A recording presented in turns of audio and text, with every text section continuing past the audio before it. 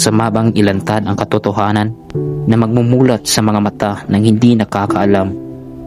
Masama bang ipagtanggol na nakararami laban sa pang-aabuso at pang-aapi? Masama bang magsalita para sa mga takot, mga tuwiran? Kasalanan bang ilantad ang mga katiwaliang nangyayari sa bansa? Krimen bang maituturing ang pagpapakabayani sa sariling bansa? Ito ang kwento ng buhay at kabayanihan, Dr. Jose Rizal.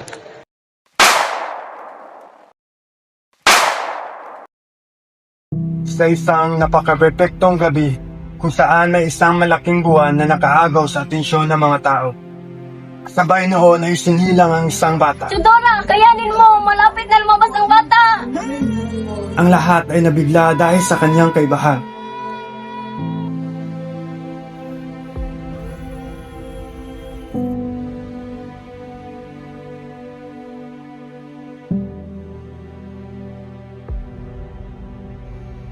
Chudora, kaya mo yan. Siya ay mayroong malaking ulo na malimit na kita sa kanyang bayan. Ito ng anak natin. At ang batang ito ay pinangalanang Jose Prutasio Rizal Mercado y Alonso Rialonda o Pepe.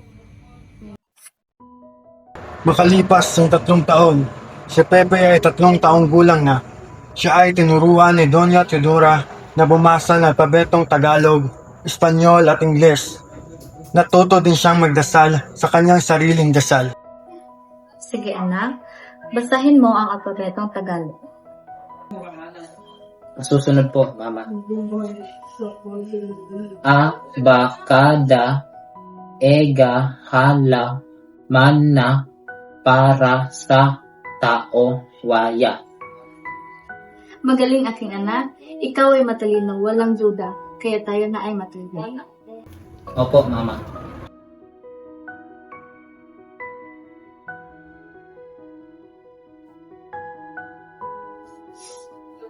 Sa ngalan ng Ama, ng Anak, ng Espiritu Santo.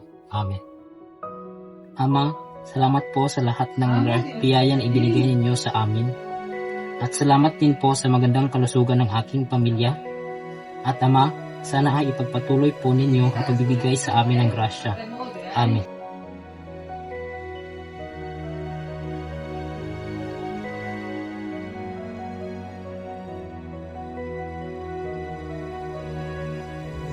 Kinabukasan, matapos ang kanilang hapunan, minabuti ni Doña Teodora na basahan si Pepe ng isang aklat na kanyang pinagwalian. Amigos de los Niños ang pamagat ng kwento. Ang mga bata ay naghahabulan at nadapa. Pepe, ikaw ba'y nakikinig? Anak, alam mo ba ang pabulang tungkol sa damo-damo? Hindi po, Ina. Kung gayon ay kwento ko sa iyo, mahal kong anak. Ipiniliwanag ni Doña Teodora kay Pepe na namatay ang batang gamo-gamo dahil na rin sa ito'y lumapit sa apoy. Sinabihan ito ni inang gamo-gamo na huwag lumapit sa lampara kasi masusunog ang kanyang pakpak. Dahil na rin sa katigasan ng ulo ng batang gamo-gamo, unti-unting nasusunog ang pakpak nito at namatay. Kaya huwag mong gagayahin ang batang gamo-gamo. Pero Mama, ako po ay batang at matakot. Bakit ko po pipigilan ang aking sarili sa pag-abot ng aking mga gusto? Gaya po ng gamo-gamo, siya ay naakit sa apoy kaya siya ay namatay. Kaya kung gusto kong makahanap ng sagot sa aking mga katanungan, kinakailangan ko pong mamatay gaya ng gamo-gamo. Sa kadahilanan siya ay may malakas na pananalig sa puong may kapal noong siya ay 4 na taong gulang. Namatay ang kanyang pinakamalapit na kapatid na si Concepcion. Kinwestiyon niya ang Panginoon kung bakit ang kanyang kapatid pa ang namatay. Makalipas ang maraming buwan, sa taon ding iyon, binigyan si Pepe ng pribadong tagapagturo ng kanyang inang si Doña Teodora. Si Maestro Celestino, sumusunod si Maestro Lucas Padua at panghuli si Maestro Leon Monroy.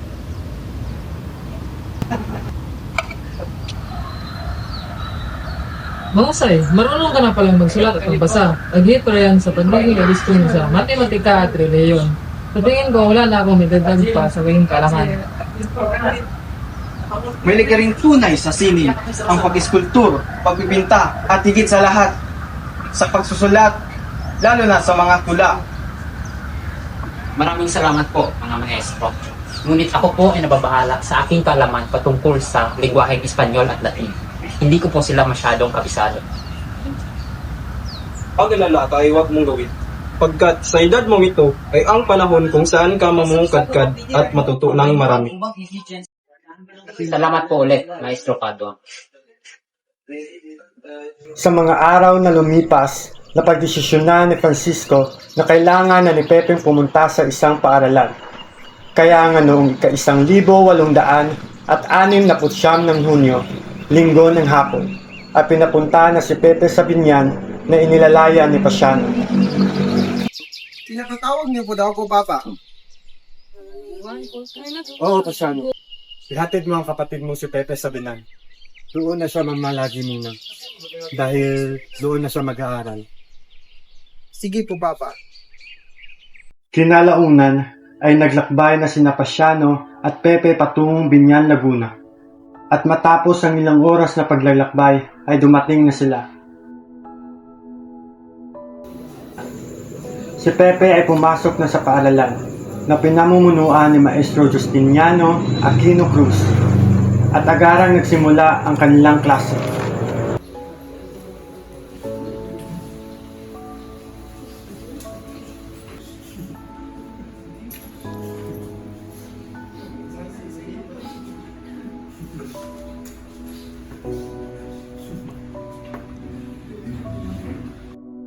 Magsitayo ang lahat at tayo manalangin.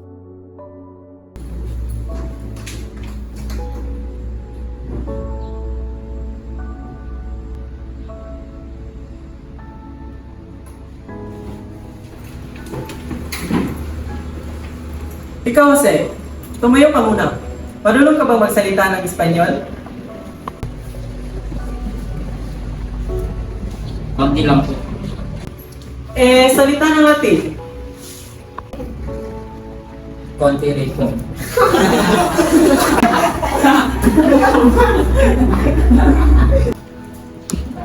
Ikaw, Jose, maliit ka lang ang bata. Maliit pa yung alam mo. Tuntok.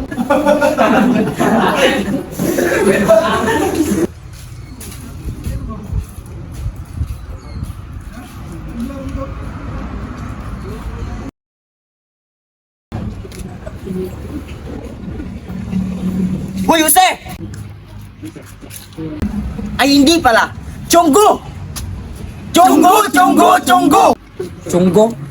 Ako, Chunggo? Ikaw, bangus. Bangus, bangus. Bahala na kung bangus. Isa sa'yo, maitim, pandat, Chonggo! Ano? Gusto mo na away?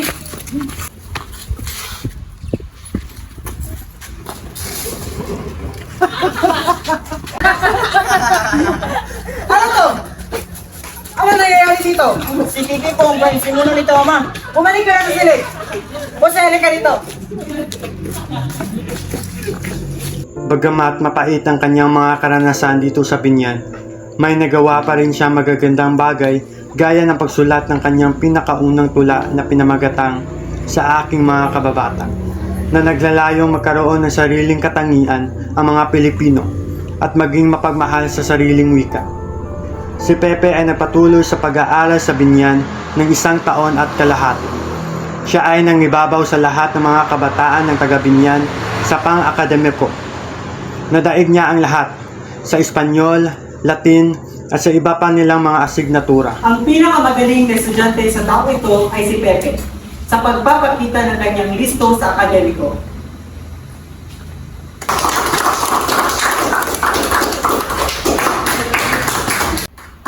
Salamat po, Maestro.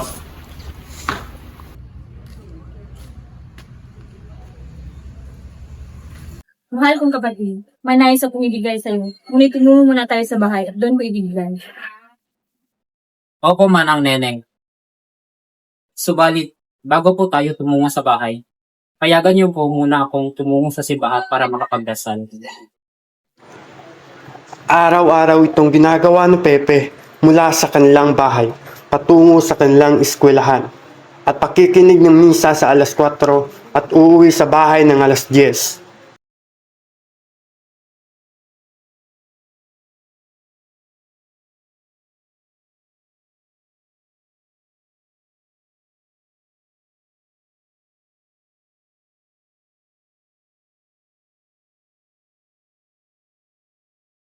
Kapatid,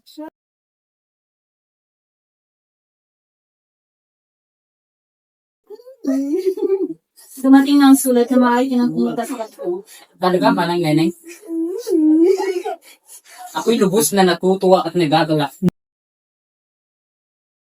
Sa taong ito, si Rizal ay napatala at nag-aral sa Ateneo de Manila sa ilalim ng pangangasiwa ng Hiswita na Espanyol.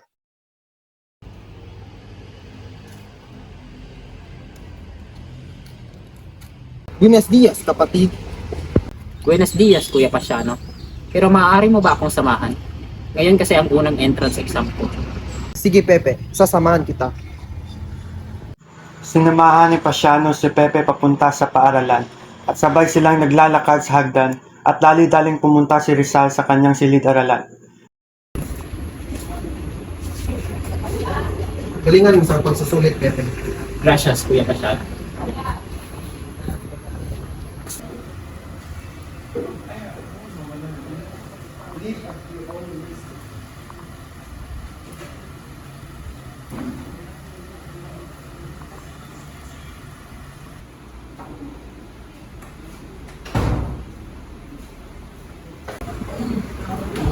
Simulan na natin ang pagsusulit.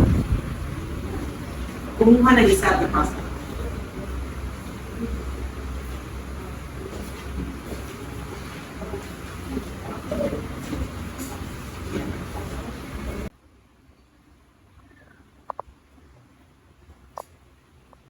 Tapos na ang oras.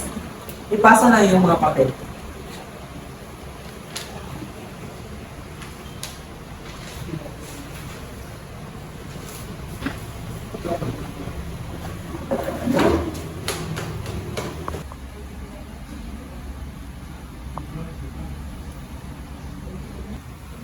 Napakagaling!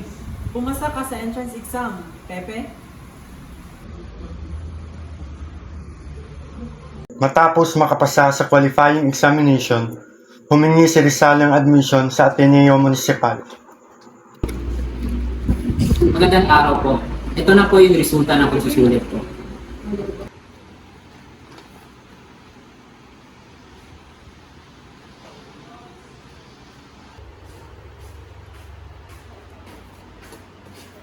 Patawad, ngunit hindi na kita matatanggap dahil nahuli ka na.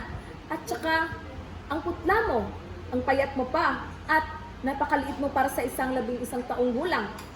Kahit na hindi tinanggap si Jose, ay may isang tao na tutulong sa kanila na ang pangalan ay Manuel Siris Burgos. Bakit ang mungkot mo? Lan, hindi ka natanggap, tama ba? Nahuli po ako at ang aking pangangatawan ay hindi kwalipikado. Huwag kang mag-alala, tulungan kita. Sa anong kaparaanan, Padre Burgos? Masasundin mo lang ang aking sasabihin. Palitan mo lang ang apelido mo sa Rizal dahil kapag ginamit mo ang totoo mong apelido na Mercado, maaari ito mabigay buhay sa mga tenga ng mga otoridad. Kapatid mo si Pasiano, tama ba? Opo, Padre. May sasabihin ako sa iyo. Ang kapatid mong si Pasiano at ang aking pamangkin ay matalik na magkaibigan. Sino po yung tinutukoy niyo na pamangkin, Padre? Ang pamangkin ko ang leader ng organisasyon. Siya ay ang ama ng Burgos. Jose, sundin mo ang sinasabi ko sa iyo. Matatanggap ka sa akademiyang ito. Nakinig si Rizal sa payo ni Manuel Burgos. Ginawa niya ang sinabi nito sa kanya. Binago niya ang kanyang apelyido na dating Mercado sa Rizal. At pagkatapos niyang gawin ito, ay natanggap siya sa institusyon na iyon.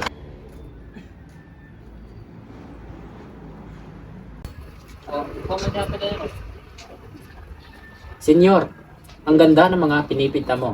Pwede ba akong pagpaturo kung paano magpinta? Manood ka at pagkatapos kumuha ka ng mga bagay pang pinta at gayahin mo ang mga ginagawa ko. Sa mga taon ng pag-aaral ni Rizal sa Ateneo, Abala siya sa sining at pagsusulat. Ngunit nagbago ang lahat na makita niya ang dalagang mula sa lipa. At siya ay si Segunda Katigbak. Sa unang pagkakataon ay naramdaman ni Rizal ang pintig ng isang pag-ibig. Jose, maaari mo bang i-greet si Segunda? Para naman may pakalas na yung galing sa siling. Nabighani si Jose sa ganda ni Segunda at ito ay nagbunga ng magandang relasyon. Jose, ayan na si Segunda, paparating na siya.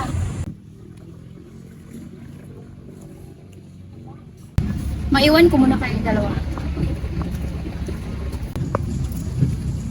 Gusto ko sanang magpaalam sa iyo. Ako man ay uuwi na sa aming tahanan sa Calamba. At baka hindi na kita makitang uli ngayong bakasyon. Ako man ay uuwi na rin sa aming bayan sa Lipa. Sige, paalam na. Dadaan naman kayo sa Calamba, di ba? Bago kayo dumiretso sa Lipa, makikita pa tayo. Paalam na.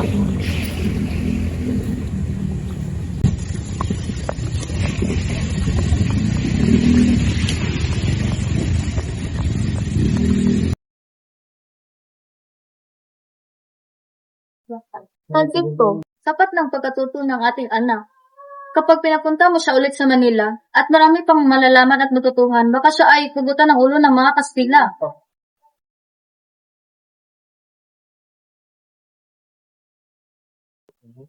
Iho, matalino ka at ayaw kong balawalain ng link sa katilinuhan. Kaya't gusto ko sanang ikaw ay mag-aaral sa LinkedIn. Ngunit ama, hindi ako sigurado sa kursong kukunin ko. Sinabi ko noon sa iyong tagapagturo na pumili sa pagitan ng pagpapari at pagsasabi. Oo, ngunit bala kong kumuha ng literatura sa batas o medisina. Pati, hindi ko hinihikayat na kunin ang tukso sa batas dahil hindi mo naman ito kakailanganin. Dahil ang gobyernong pampolitika ng ating bansa ay mahigpit at pinamumunuan ito ng mga Kastila. Kaya't hindi nararapat sa iyo na kunin mo ang kursong ito. Iho, ang gusto kong kurso na iyong kukunin ay patungkol sa filosofiya.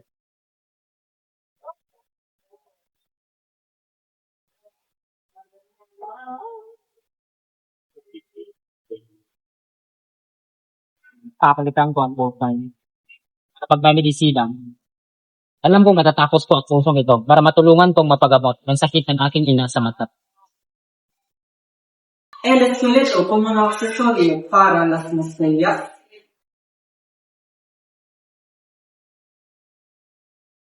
El cerebro, el corazón, los pulmones. Bueno, Fernando, por favor, y aquí. Sí, señor.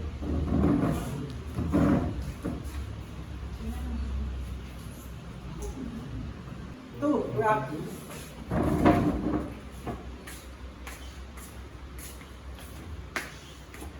Indios, ¿quién es Jesús? ¿Qué, Fernando? Lo que significa que somos superiores a los Filipinos.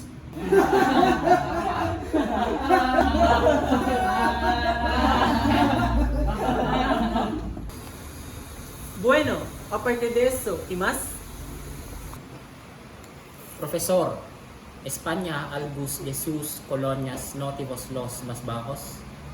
Pertinente, salir de esa clase.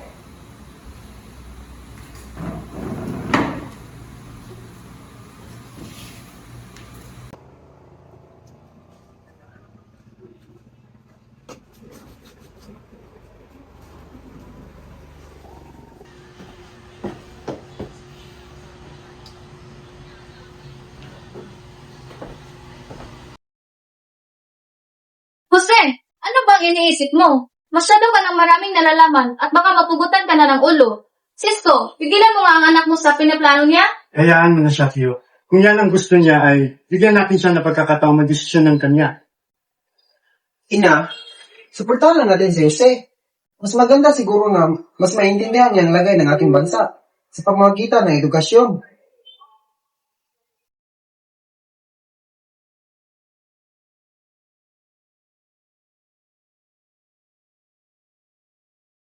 Aalis ako, Apoy na. Napagdesisyonan ni Jose na kunin muna ang kursong Philosophy at Letters. Ginamit din niya ang apelyedong Rizal upang hindi makaagaw ng pansin sa mata ng mga Espanyol sa universidad. Habang siya ay mabuting nag-aaral sa UST, ay hindi niya maiwasang magkaroon ng relasyon sa babae. Makalipas ang ilang araw ay tinigilan din ni Jose ang pagbisita kay Binibining Leonor Valenzuela, sa kadahilanang ayaw ng kanyang ama sa pamilya ni Binibining Leonor. Hindi nagtagal ay isang Leonor pa ang niligawan ni Jose, at siya ay si Leonor Rivera.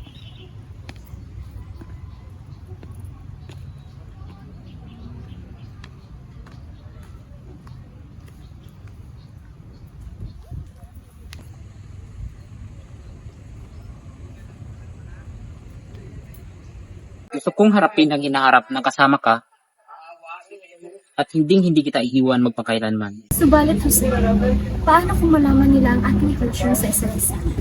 Ano na lang ang ating gagawin? Itatanan kita kung magkaganaw. Ngunit ngayon, itago muna natin sa ating mga kamag-anak ating lihim na ugnayan. Tatawagin kitang time mismo lang ngayon upang hindi sila makahalata.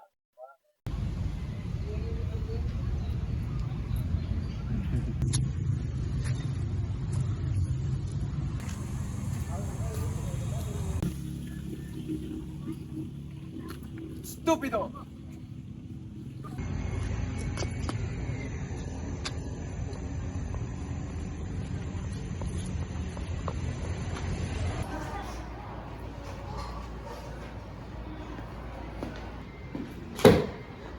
Gobernador General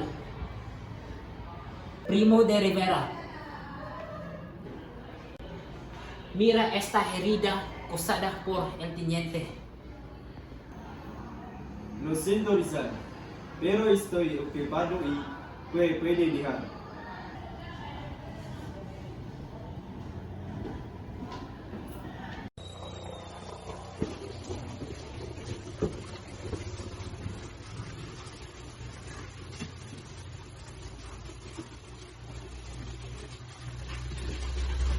Bebe, may sasabihin ako sa iyo.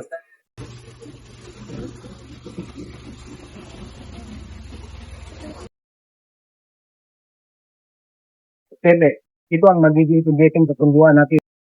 Pumunta ako sa Europa upang mag-aral ng medisina at gawin man anumang kailangan upang matulungan ang ating kababayan makalaya. Ngunit kuya, dito muna ako manatili upang maalagaan ang ating magulang at ang bugit. Hindi ko muna isipin ang pag-aasawa para magawa ko ang ating tugulin sa pag-alaga ng ating magulang, sa pagsasaka at pagsusuporta sa iyo. Ngunit kuya, kung hindi na lamang ikaw ang tumundang, bakit kailangan kang apo? Dahil malaki ang pakinabang mo sa paglalakbay sa Europa. Hindi ka lang doon mag-aaral, ngunit ilalantad mo din ang baro ng mga Espanyol sa pamumuno nila. At makikilala mo din ang iba pang mga Pilipino doon. Huwag kang mag-alala. Magkakaroon ka ng kalayaan sa pagsusulat at pagkuha ng reforma at justisya na kailangan ng ating bansa. Ngunit kuya, hindi ako handa. Pepe, ang desisyong ito ay hindi lamang galing sa akin. Hindi, inonsulta ko rin ang aking samahan na bibigyan at papadalan ka ng buwanang alawan. Ngunit kuya, hindi ako papayagan ng ating mga magulang na umalis. At ano na mangyayari sa amin ni Leonor? Hindi naman natin kailangan sabihin agad. Malalaman nila pagkatapos mo umalis. Bakit ba ang dami mong tanong? Sa isang beses, pwede mo, huwag mo muna isipin na yung sarili. Isipin mo naman ang matutubuti sa lahat. Naghanda si Pepe sa isang paglalakbay na nagbabago sa takbo ng kanyang buhay. Nagsimula ang paglalakbay ni Rizal, dala ang kanyang pangarap at ang pag-asa ng sambayanan.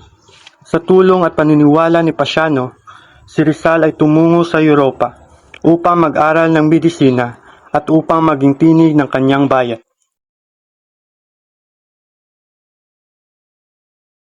Sa Madrid, noong ika-1884, nagsimulang bumigat ang damdamin ni Rizal habang inaalala ang mga pang-aapi at kawalang katarungang nararanasan ng mga Pilipino sa kanyang bayan. Si Jose ay binigyang lakas ng kanyang mga kaibigan na sinabihang dapat may isang akdang magbubunyag ng katotohanan tungkol sa buhay sa Pilipinas. Sa gitna ng mainit na talakayan at diskusyon, nabuong muli sa isip ni Rizal ang matagal na niyang pangarap. Ang magsulat ng isang nobelang magpapakita ng sugat ng lipunang Pilipino. Doon sa Madrid, nagsimula ang Noli Me Tangere. Hindi bilang simpleng kwento, kundi bilang tinig ng bayan, isang boses na magigising sa mga natutulog at magpapaalab sa pag-asa ng mga naaapi.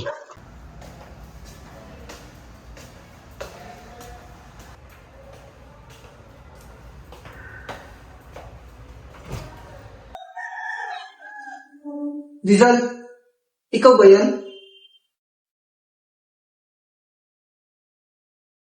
Anong nangyari sa'yo? Walang dumating na pera mula kay Kuya Pasiano mula nung nakaraang buwan. Isang beses na akong kumain sa isang araw. Ako na nga lang naglalaban ng aking mga damit para lamang makatipid.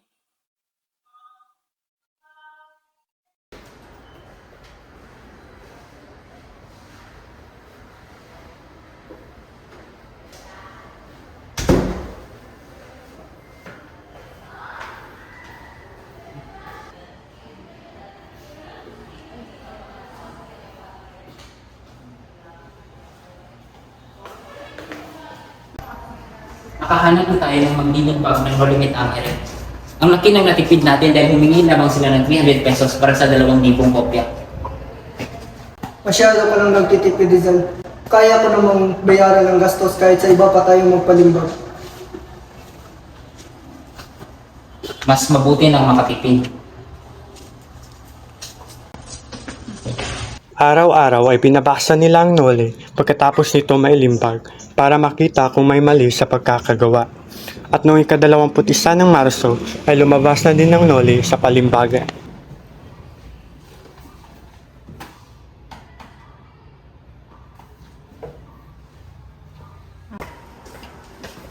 Viola, itong manuskriptong ito ay binibigay ko na sa iyo. Salamat sa lahat ng tulong mo sa akin. Balang araw ay mapapalitan rin ang lahat ng kabutihan na idulot mo sa akin. Salamat, Rizal. Matapos ang madilim na karanasan ni Rizal noong unang bahagi ng taong 1887, matapos mailimbag ang Noli Me Tangere, nagpasya si Maximo Viola na libutin ang Europa kasama si Rizal upang makita ang mga iba't ibang kultura at karanasan sa labas ng Alemanya. Sa bawat lugar na kanilang pinupuntahan ay di nila mapigilang huminto upang pagmasdan ng mga sining at tanawin na gumising sa kanilang paghanga. Tumawid sila patungo sa iba't ibang lugar sa Europa kung saan sinalubong sila ng mga makasaysayang mga gusali. Sa bawat destinasyon na kanilang binibisita, nilibot nila ang mga palasyo at nakinig sa mga musika sa buong syudad. Mula roon, nagtuloy sila sa paglalakbay sa Europa. Sa bawat lugar na pinuntahan nila sa Europa, ay nabuo ang mga alaala ng pagkakaibigan at inspirasyon.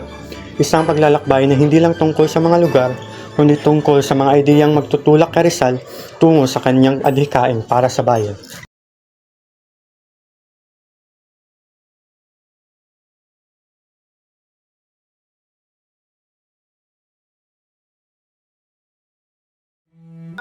Maniwala ka sa akin, Pepe. Ang iyong ina ay matagal nang nagdurusa sa kanyang sakit, sa kanyang mga mata, pero ayaw niyang magpagamot o magpa-opera dahil gusto niya na ikaw mismo ang mag-opera sa kanya.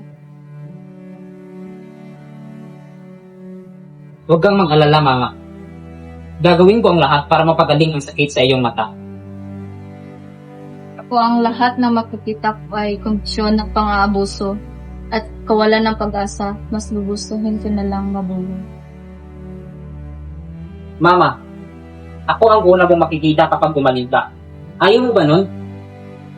Mas lalong gumawa ko ngayon ng iyong anak. Sa tingin ko, marami ka nang pinaiyak ng mga babae sa bansang binisita mo. Maria, hindi ko sila pinaiyak. Sa halip ay pinasaya ko sila.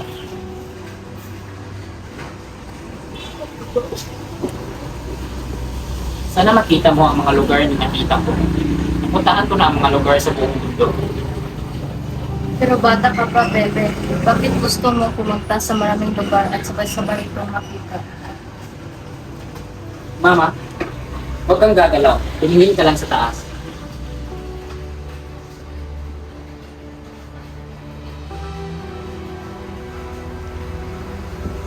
Matapos ang pagbabalik ni Rizal sa Pilipinas, ay nagtatag siya ng kanyang sariling klinika. At sa mga panahon na iyon, ay napagtanto niya na simula na ang kanyang pangalawang nobela, ang Il Filibusterismo. Buenos días, Rizal. Para kinupungas en peligro a ninguno de tus familiares y amigo. Sí, Don Guerrero. Voy a saber de inmediato. Quédate y que Dios los bendiga. Gracias.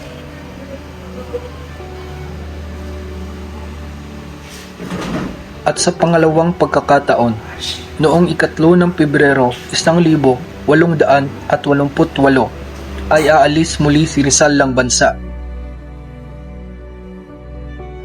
Noong umalis muli si Rizal ng Pilipinas, dala niya ang bigat ng mga akusasyon at ang pangarap ng pagbabago. Sa pagbalik niya sa Europa, humarap siya sa malamig na mga lugar kung saan muling nabuhay ang kanyang layunin. Muling binuksan ni Rizal ang manuskripto ng kanyang ikalawang nobela. Tahimik niyang itinuloy ang Il Filibusterismo, isang akdang mas madilim at mas matapang. Isinulat para sa bayan na iniwan niya ngunit hindi kailanman nawala sa kanyang puso.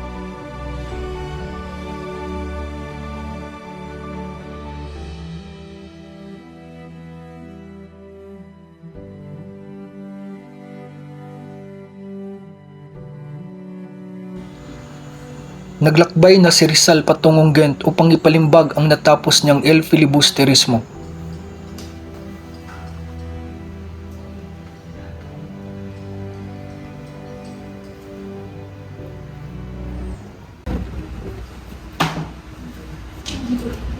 Why did you stop publishing my book? Tell me. Because you have not yet paid us for the printing of the whole book. So we will stop the publishing unless you paid us for the whole amount. Nalaman ni Valentin Ventura ang kalagayan ni Rizal at dali-dali itong nagpadala ng pera na makakatulong sa paglilimbag. At noong 18 ng Setyembre, 1891, nailabas na din ang Il Filibusterismo. Matapos may palimbag ang Il Filibusterismo, nagpadala si Rizal ng 2 sulat kay Gobernador General Despojol na nagsasabi na gusto niyang tulungan ang mga Pilipino na magkaroon ng bagong buhay sa Borneo at hinihingi niya ang suporta ng Gobernador General. At sa pangatlong liham ay sinabi ni Rizal na siya ay babalik sa Maynila upang may sakatuparan ng Borneo Colonization Project.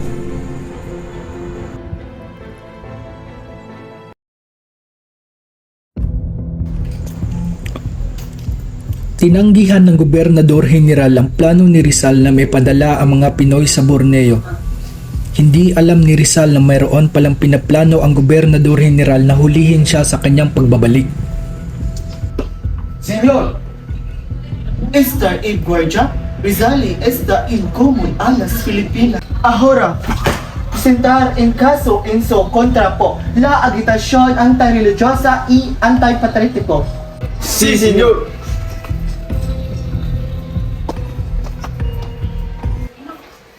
Sa pagbabalik ni Jose sa Pilipinas, kung saan nakala ni Rizal ay puro kaguluhan at pang-aabuso ang naghihintay, dumating si Josephine Bracken at biglang nagbago ang mundo.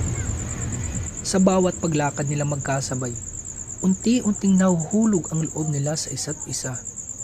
Sa tahimik na pagngiti, sa pag-aplos ng hangin, at sa mga sandaling walang salita, natagpuan ni Rizal ang pag-ibig na hindi niya hinanap, pero sa kanya pala nakalaan.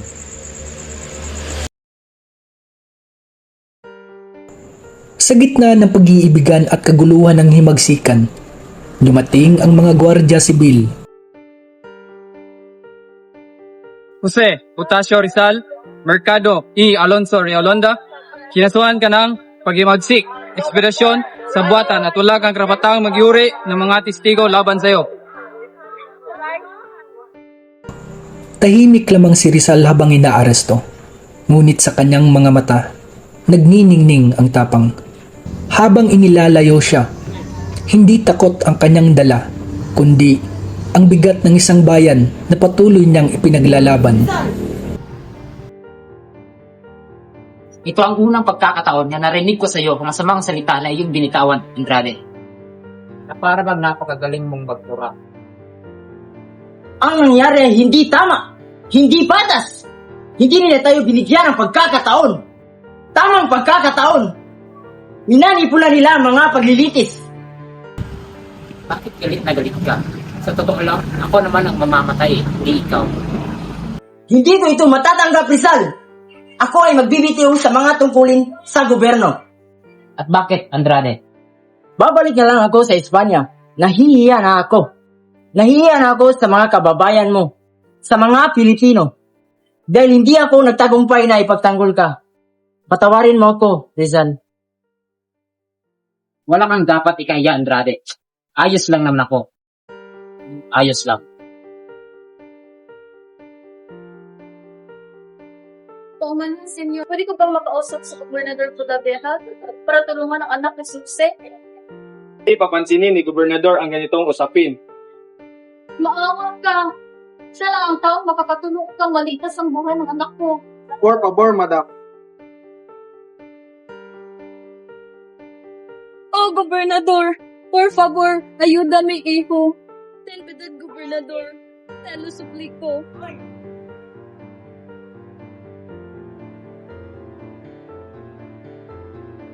Mahal kong kapatid, ngayon na malapit na akong mamatay, iniaalay ko ang huling linyang ito sa iyo upang sabihin kung gaano ko ikinalulungkot na iwan kang mag-isa sa mundong ito, napasan ang pasanin ng buong pamilya at ng ating mga magulang. Ilibing ninyo ako sa ilalim ng ating lupa.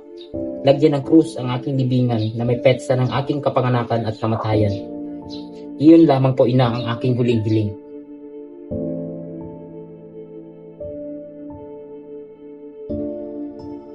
Si Rizal ay nagpaalam na sa kanyang mga magulang, malalapit na kaibigan, at sa kanyang mahal na si Josephine Bracken. Paalam na, sintang lupang tinubuan, bayang masagana sa init ng araw, edeng matigaya sa aming pumanaw, at perlas ng dagat sa dakong silangan. Inihahandog ko ng ganap na tuwa sa iyo yaring buhay na lantan at aba. Naging dakila may iaalay rin nga kung dahil sa iyong ikatitimawa. Ako'y mamamatay ngayong minamalas ang kulay ng langit na nanganganinag. Ibinababalang araw ay sisikat sa kabila niyang mapanglaw na ulap. Ako'y yayao na sa bayang payapa na walang alipit, punuing mapangaba. Dooy di namamatay ang paniniwala at ang naghahari na Diyos na dakila. Paalam anak, magulang, kapatid, bahagi ng puso't unang nakaniig. Ipagpasalamat ang aking pag-alis sa buhay na itong lagi nang ligalig. Paalam liyag, tanging kaulayaw, taga-ibang lupang aking katuwaan. Paalam sa inyo, mga minamahal ko, mamamatay ay ganap na katahimikan. Ako si Dr. Jose Rizal, consumatum est.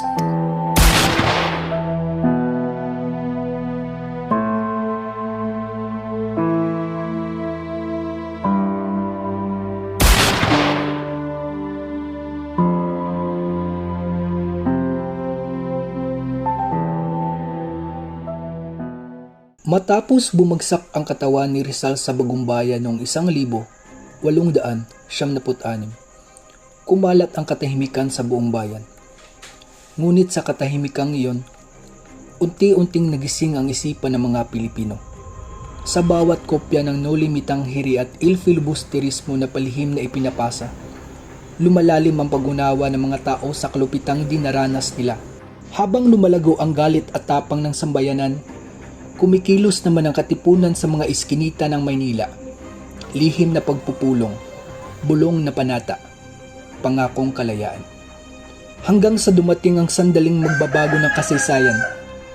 Sa Pugad Lawin, sa gitna ng bayaning sigaw, hawak ni Andres Bonifacio ang kanyang sidula, mataas ang kanyang tingin, rinig ang malakas na tibok ng puso ng mga taong nakapaligid. Mga kapatid, ang sedulang ito ay hindi lamang isang dokumento, bagkus ito rin ang isang simbolo ng ating pagkakalipin sa pamalaang Espanya. Kaya't ngayon, panahon na para tayo ay magpahayag ng ating pasya.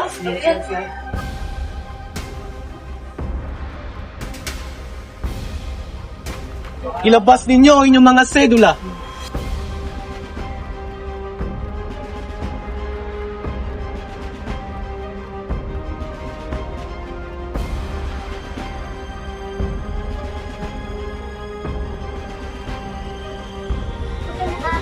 Ito ang patunay ng ating pagkakalipin sa pamalaang Espanya.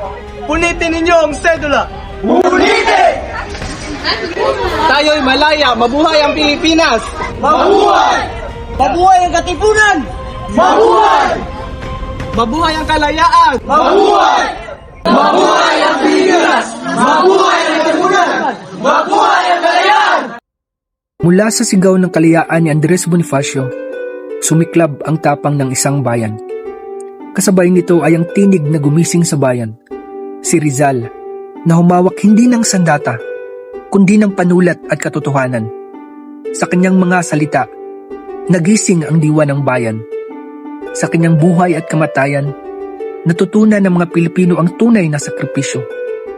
Sa bawat indayong ng bandela, pinagdurugtong nito ang tapang, isip at ang panulat ni Dr. Jose Rizal. Isang bayani na humawak sa katotohanan at pag-ibig sa bayan. Isang alaala na kalayaang patuloy na nabubuhay magpakailanman para sa Pilipinas.